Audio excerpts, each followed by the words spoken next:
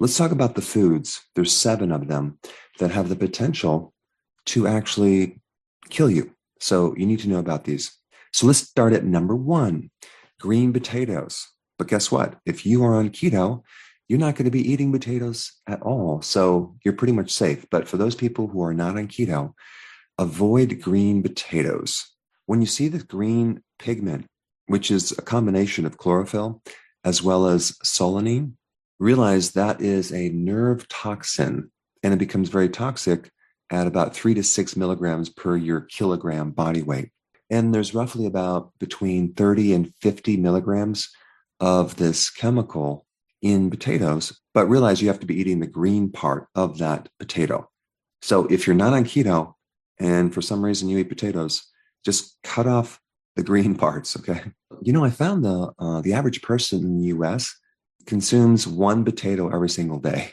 So since there's a lot of people not eating potatoes because they're on keto, the other percentage of people are making up and they're probably doing quite a bit of potatoes. Probably not in the form of raw potatoes, but probably in the form of potato chips or French fries. But this compound, solanine, is a natural pesticide designed to protect the potato. But if you are exposed to it, it can cause nausea, vomiting, bleeding internally, paralysis, coma, and potentially death. All right, number 2, nutmeg, the spice nutmeg. The compound in nutmeg that's poisonous is called myristicin. And even at 2 milligrams, you'll get a fever and a headache. At about 7.3 grams, you can start losing consciousness. And if you consume 1 whole nutmeg, you could potentially get what's called nutmeg psychosis because nutmeg mimics certain psychoactive compounds that they use in certain medications. There's been a report of an 8-year-old who ate 2 of the whole nutmegs and died. So they can be very poisonous. So if you're going to use nutmeg, don't use a lot. All right, now let's talk about green raw almonds, which are very bitter, as well as raw cashews. These have been known to contain a certain amount of cyanide, but they have to be like the bitter almonds, and you'd have to consume quite a few of them to really become totally poisoned. I'm talking probably over 1,000 of these nuts or 50 ounces. You probably would never do that, but just realize that if you have a smaller amount, there will be a small amount of cyanide in these nuts. So instead of buying the bitter almonds, get the sweet almonds. And if you get them roasted, they're not going to have hardly any cyanide. But the side effect from cyanide can be convulsions, respiratory failure, and death. However, with every poison, there's always an antidote. And the antidote for cyanide is called hydroxycobalamin. This is an over-the-counter B12 supplement, which can then combine with cyanide to form cyanocobalamin, which is a type of B12. So you can turn this cyanide into a B12 supplement. But I don't recommend getting your B12 from cyanide. I don't know. There's something about it that it's probably not that healthy. But cyanide destroys the membrane of the cells and it prevents oxygen going into the cells. All right. The next thing I want to talk about is undercooked red kidney beans. You must always soak them for at least 5 hours and then boil them. Don't put them on slow cook for at least 30 minutes. If you put them on slow cook and you don't cook it long enough, you could potentially increase the toxicity by a factor of 5 times more toxicity. The chemical in uncooked red kidney beans is called PHA. I'm not going to give you the long name, but all you need to know is this compound causes your red blood cells and your white blood cells to bind together and to be in a clumped formation. And the side effects are diarrhea, abdominal pain, vomiting, and even death. However, so far there has not been any human deaths. We're talking about rat deaths. If you give a rat 1% of this compound, apparently they do not live past 2 weeks. So for your pet gerbils and hamsters, do not feed them undercooked red kidney beans. But of course, if you're on keto, you're not going to be consuming too many beans, so you don't have to worry about it. Now, let's talk about the next one, brown rice, which if you're on keto, you're not going to be consuming either.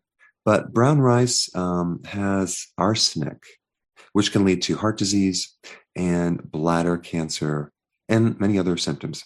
Now, the reason why you have arsenic in brown rice is because a lot of times the soils that they're grown on used to be grown on cotton, which was heavily sprayed with arsenic. Until fairly recently, they used to use a lot of arsenic in insecticides and pesticides. And so the soils have been contaminated, and that can get absorbed right into certain plants, but especially brown rice. Apparently, brown rice has over 162 times the levels of arsenic that could be considered carcinogenic. Now, the other problem with arsenic is that they used to feed it to chickens in their feed to increase weight gain, to create food efficiency. Now, what is food efficiency? That is a situation where the chicken is so fat, it's not eating anymore. It's not hungry anymore. And that's all because of arsenic.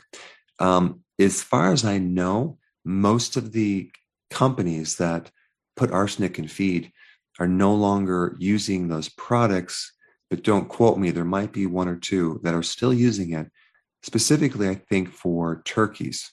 In 2011, they stopped using arsenic. But the problem is, before that, I think back into the 40s, they used it from 1940 all the way up until 2011. So we've all been exposed to arsenic, unfortunately. But of course, if you have been doing organic chicken, you'll be in pretty good shape. Now, one indication that you have arsenic poisoning is if you look on your nail, there'll be these white lines horizontally on your nail. That could be an indication that you have too much arsenic in your body. And just as a side note, there are certain antidotes to arsenic. One is blue-green algae, the other is selenium, and the other is zinc. They're involved in certain enzymes that can help detoxify arsenic from your body. All right, I want to talk about uncooked bloody hamburger. I'm sorry, I know that's disgusting, but here's the problem. If you're buying a low quality meat from your local grocery store, you could be exposed to E. coli. And there's a very toxic form of E. coli called verotoxigenic E. coli, VTEC, which apparently can create some serious damage on your kidney, like a loss of kidney function, sepsis, which is a systemic infection, coma, even death. So there's two things you need to do. Make sure that the quality of beef that you consume is high. And number two, make sure it's cooked to the point where there's no potential for E. coli. But I think it's more important to get a quality source of beef. And so if you're going to do something rare, if it's quality, chances are it's not going to have pathogens like salmonella or E. coli. And the question is, where does E. coli come from? It's coming from the cow's intestine. And so in the processing of that meat, sometimes there's a cross-contamination. All right, the next one is cherry pits, okay? Cherry pits have hydrogen cyanide. Now, I know you're probably saying, I don't consume cherry pits, right? I just consume the cherry. And of course, if you're on keto, you're not even eating cherries. But just in case you end up swallowing a few, they are a bit toxic. Like one red cherry pit has 3.9 milligrams of hydrogen cyanide. And one black cherry pit has 2.7 milligrams. But one morello cherry pit has 65 milligrams of hydrogen cyanide. And the toxicity level would be between 0.2 to 1.6 milligrams per pound of your body weight. So if you're a pretty light person, let's say you weigh under 100 pounds, 0.2 times 100 pounds is 20 milligrams. So if you're accidentally consuming one morello cherry pit, which has 65 milligrams, you could be way over the limit. So the symptoms of being exposed to hydrogen cyanide would be abdominal pain, of course. It'd be nausea, headache, and other more serious fatal symptoms. All right, that includes our list of foods that you need to avoid. And the next video I think you should watch right now is the healthiest foods you need to eat. Right here, check it out.